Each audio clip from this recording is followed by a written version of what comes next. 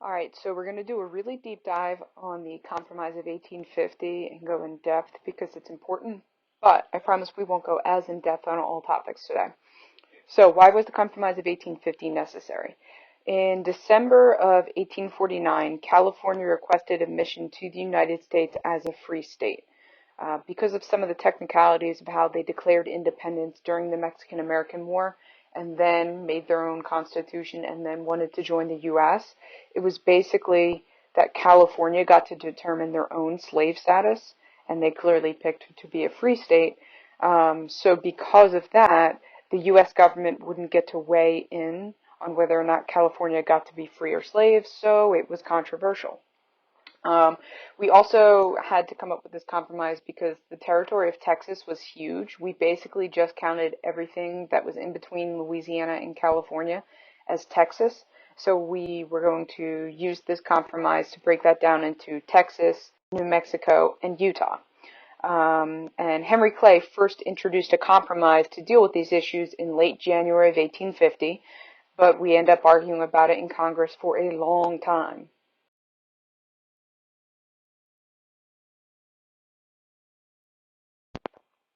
So why did it take so long for this compromise to get approved in Congress? And it's because our political climate in the early 1850s was an absolute mess. Your textbook describes this as the end of the Whigs.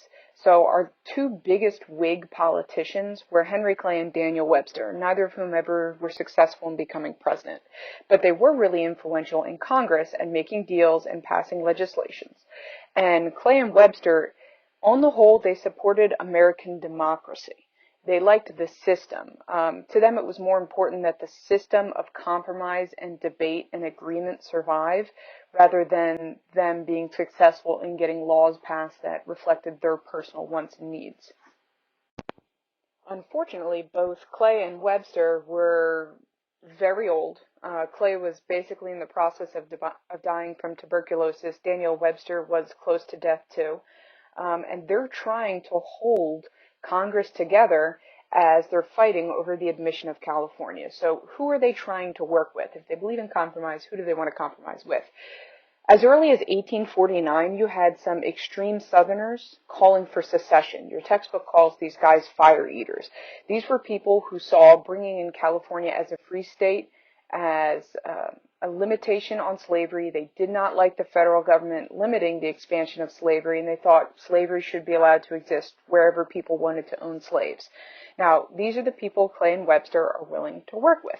Webster and Clay, they want to give in what we would call concessions. If there's going to be a deal and California's going to become free, these guys want to make sure that the Southerners feel okay about the deal by getting something in return. And the idea behind this is Clay and Webster want people to have faith in the American federal government. They don't want people in the South to think that the federal government is controlling them, but instead see it as something that works with them. There's a third person we should explain here, Stephen Douglas. He's younger, but he does practice politics in this older style of compromise and union before personal achievement. Douglas is a Democrat from Illinois. He works closely during this process with Clay and Webster, and he doesn't mind making concessions and reasoning with the other side. Here's the problem. Most new politicians didn't have the faith in the compromise process that Douglas, Clay, and Webster had. Instead, we had this new breed of politicians, whether they're from the North or from the South, mostly, in this case, Northerners, who hesitated and pushed back against any concessions given to the South. The difference here is called the old guard versus the new guard. Douglas and Clay and Webster, they're called the old guard politicians. Kind of think of them as old school deal makers. Now, the new guard, they're more interested in achieving purifying legislation than lasting compromise. These people don't want to give in concessions to the other side. To them, it's more about making a law that is right. A lot of these people are influenced by the Second Great Awakening and by abolitionists and by Christian values, and they think it's more important to end slavery, or at least stop the expansion of slavery, than to make the South feel like the federal government is acting in their best interest. The New Guard is led here by William Seward of New York. If you look in the textbook, actually, when we first introduce William Seward, they don't list his political party because he's going to be best known as a Republican, and your textbook hasn't even explained the rise of the Republican Party yet. But for now, you can think of him, he's a politician from New York. He's a strong anti-slavery guy, heavily influenced by Christianity. He's going to join the Republican Party, be a leader in the Republican Party, and he's actually going to be Secretary of State to Lincoln when Lincoln's president. Another thing basically to know about Seward is he leads the push against compromises that might make Southerners happy. He says if California wants to be a free state, then it should be a free state. I don't understand why we have to give something to the South in exchange for that.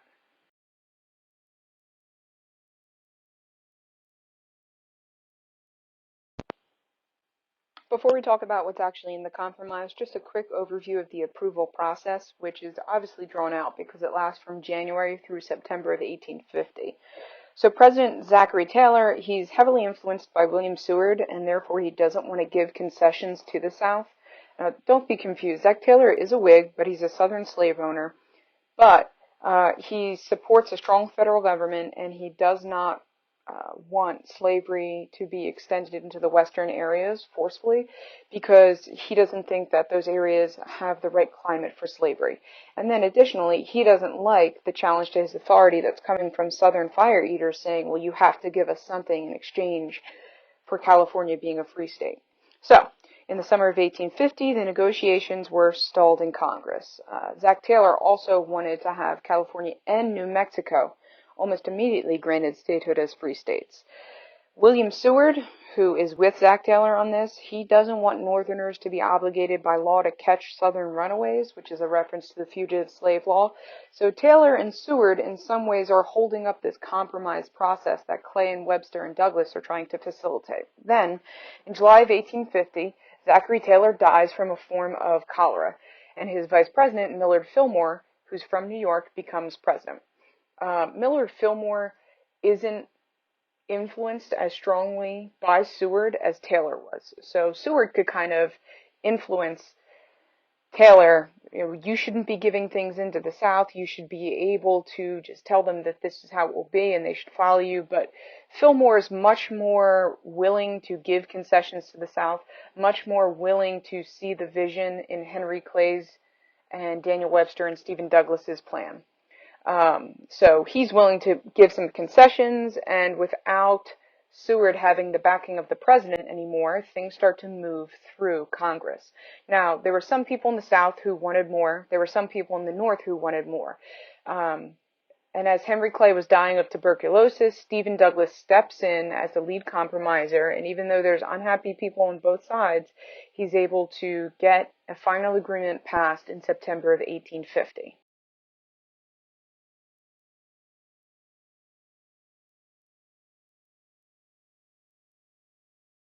Now, if we look at the actual compromise legislation itself, what did it include? So it was a package of laws. The first that has Texas cede their western half to the U.S. government in exchange for some debt relief.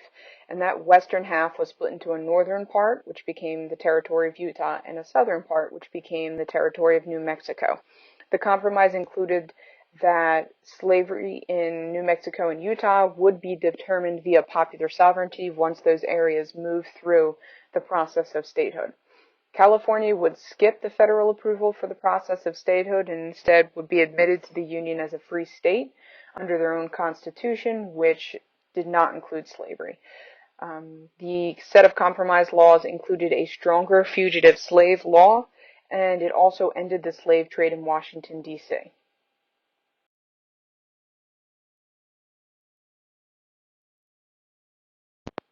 So if we break down the different components of the compromise legislation, it's pretty clear that there were more parts of that agreement that were in favor of Northerners slash restricting slavery than things that could be labeled as concessions that the Southern fire eaters would like. So first, most obvious is California is admitted to the Union as a free state. Next, when Texas is made smaller, which is ultimately going to hurt their congressional representation. Remember, Texas was the slave state. So Texas is made smaller to create two new territories, New Mexico and Utah. And they're going to be able to determine their slave status via popular sovereignty. Well, it's basically assumed that neither one of those territories are going to adopt slavery because neither New Mexico nor Utah has a climate that's hospitable for growing cotton or sugar or any sort of big plantation type crop.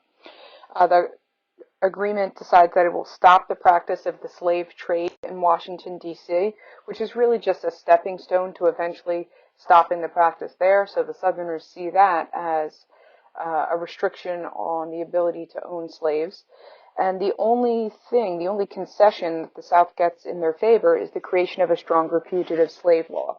Now, as modern Americans, we understand the backlash to the fugitive slave law. We know that Northerners didn't want to be forced to catch human beings who were escaping slavery and return them to that slavery. But when the fugitive slave law is disputed and opposed by some state-level governments in the North, the South starts to feel like this whole compromise process, it didn't do anything for them. Southerners felt denied their Fourth Amendment property rights when states like Massachusetts made state laws called personal liberty laws. And these were laws that directly contradicted the federal fugitive slave law. For example, in Massachusetts, if you helped to catch a runaway slave, then per Massachusetts state personal liberty laws, you could lose your government job.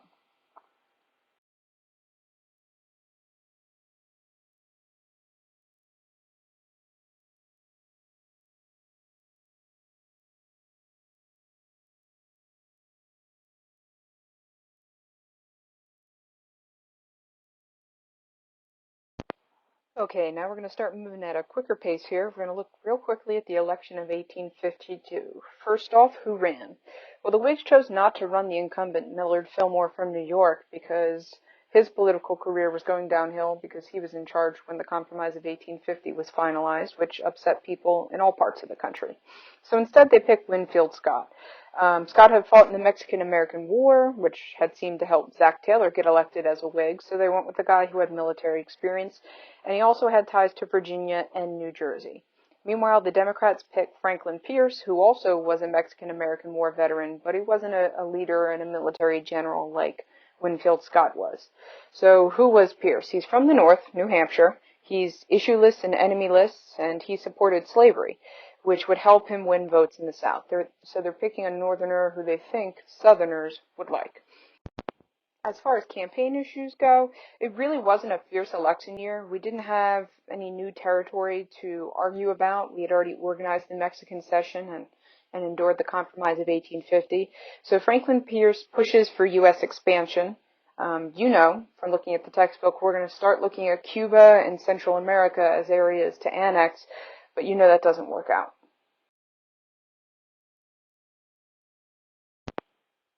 So looking at the results of the election of 1852, we know that Franklin Pierce, the Democrat from New Hampshire, wins. But why? So let's get into why he won. Basically, the Whigs seemed split.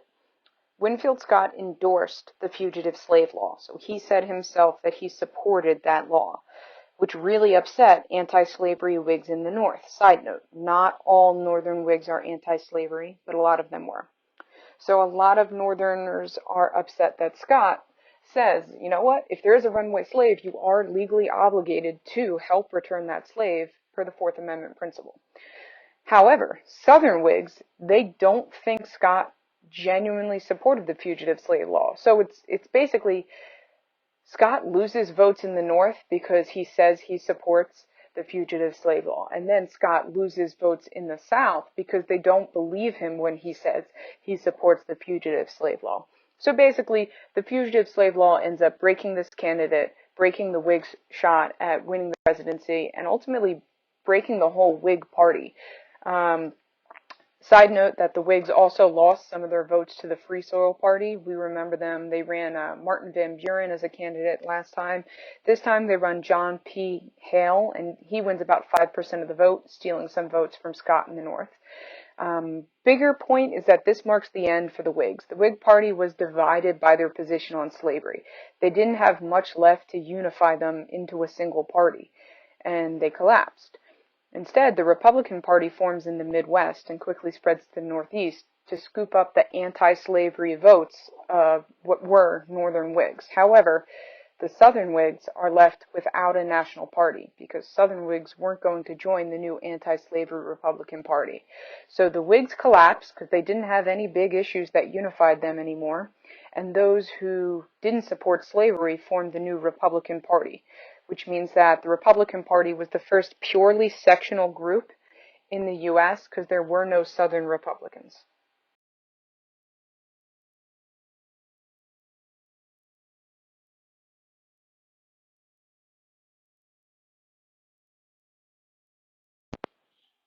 Okay, after we're finished with the election of 1852, your textbook goes off on a couple of what seems like tangents, talking about foreign relations with Asia, relations with Central America, and then they get into this railroad situation. So what's going on in Central America? Everybody's looking forward to accessing Pacific trade. That's one of the major reasons that we push for California. Great Britain's developing influence to build canals and potentially facilitate trade in the Nicaragua and Colombia area, and the U.S. is interested as well, although a whole lot of that doesn't develop until the late 1800s and the early 1900s. The U.S. is looking at more than just a trade relationship, though. Southern slave owners are eager to expand slavery and increase the power of slave states in the federal government. So they're looking at various territories south of the U.S. as potential targets for expansion, most notably Cuba. So there's leaked documents in 1854 that show that American politicians discussed the possibility of provoking a war with Spain in order to seize Cuba as a slave state. So that should be bringing up memories of the Thornton Affair and the issues at the Texas border in order to get California from Mexico. So the backstory there is that President Polk had considered offering $100 million to Spain for Cuba, but Spain let it be known that Cuba wasn't for sale. Under President Pierce, American politicians met in Belgium, in this place called Ostend, and they wrote up a plan to offer $120 million for Cuba to Spain. And if Spain refused, then according to the plan, the U.S. could basically take Cuba via war. Now that gets leaked, and there's fierce backlash from northern free soilers. It doesn't actually happen. It's just a plan that's written down. But when it gets exposed, it's going to basically make sure that Franklin Pierce is going to be a one-term president. It's a huge embarrassment. The other example of U.S. engagement in Central America during this time is very bizarre. It's William Walker in Nicaragua. So William Walker organizes, as a private U.S. citizen, organizes an armed force, and he seizes control of Nicaragua in Central America in 1856. Now, Walker's grand scheme is he's going to take control of Nicaragua, make it this independent country, and then offer it up to the United States government for annexation as, you guessed it, a slave state. Now it fails, and he's executed, but both the Ostend Manifesto and the crazy William Walker situation show that Southerners are getting desperate to expand their influence in the federal government and protect their ability to protect slavery.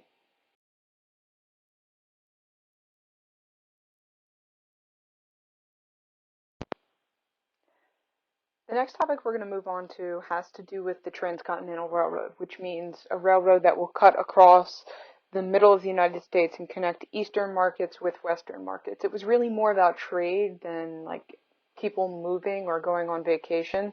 Eventually it'll become important for that, but for now it's about access to markets. So the railroad is important because it's going to connect the eastern and western markets, and that means that Eastern businesses are going to be able to tap into Asian trade without sailing around South America. So if you can get a railroad out to California, then you're going to have easier access to goods from Asia than if you're stuck trying to access them from the East Coast. Now here's the problem. For the time being, there's basically only enough wealth in America to support the construction of a single railroad route. Eventually, there'll be multiple transcontinental railroads before we hit 1900. But when the idea is first being developed, it's basically assumed that there's only going to be one railroad connecting California to the East Coast. So the big debate is, when it goes from California, is it going to, on the eastern end, connect to somewhere in the north, or is it going to connect to somewhere in the south? So if that railroad that's being talked about is just a potential idea, If the railroad connects to the Ohio River Valley and the Great Lakes region in the Northeast trade networks, it's going to bring a lot of wealth and population and political influence to that area. But if that railroad connects to the Southwest and the Southeast region, it's going to bring a lot of wealth and population and political influence there. So both parts of the country wanted to have a transcontinental railroad connect California to them. So what did the South do to try and have that railroad built connecting to the South? Well, agents of the federal government, specifically Secretary of War Jefferson Davis, negotiates to get a Southerner appointed as minister to Mexico, and they organize a purchase that's called the Gadsden Purchase in 1853 for $10 million. The United States gets a little strip of land at the bottom of modern-day Arizona, basically. That causes backlash from the North because the whole idea behind making that purchase was that the mountains were not as bad there and that it was organized territory, and it basically created a path where a potential southern transcontinental railroad could be built. So the North is then going to counter. The North wants to have that transcontinental railroad connect into Chicago and the Great Lakes network, which is then connected to the Pacific Ocean via the Erie Canal. So, a northern politician, Stephen Douglas, the guy who helped with the Compromise of 1850, he's going to create the Kansas-Nebraska Act. So the Kansas-Nebraska Act is designed, as you'll learn about in the next slide, to make it easier or more probable to create a transcontinental railroad that connected to the northeast as opposed to the southeast.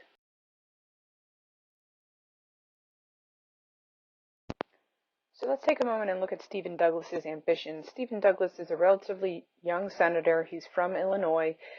And since he's from Illinois, he wants the railroad to be built in the north because then it's going to bring a lot of wealth and power and influence into the trade network that starts near Chicago with the Great Lakes and all the canals there. So he wants to start developing the northern area to make it safer or more enticing for railroad construction. He's got personal political ambitions. He's going to be eyeing up the presidency in the future. And a northern railroad would bring a lot of power and influence to his home state of Illinois. So what his plan is he's going to take the entirety of something that was called the Nebraska Territory. And you can see in this map, it's everything in red. He's going to break it into two pieces called the northern half Nebraska, southern half Kansas, and he's going to start that area on the process to self-government and statehood, which is what the term organizing means. The slave status of those areas is going to be determined by the people who live there, which we know as popular sovereignty, but it's generally assumed that Kansas will become a slave state, Nebraska will become a free state, and that assumption is just based on the people who are already living in those territories. There were more slave owners in Kansas, and I think there was something like 7 overall slave owners in Nebraska.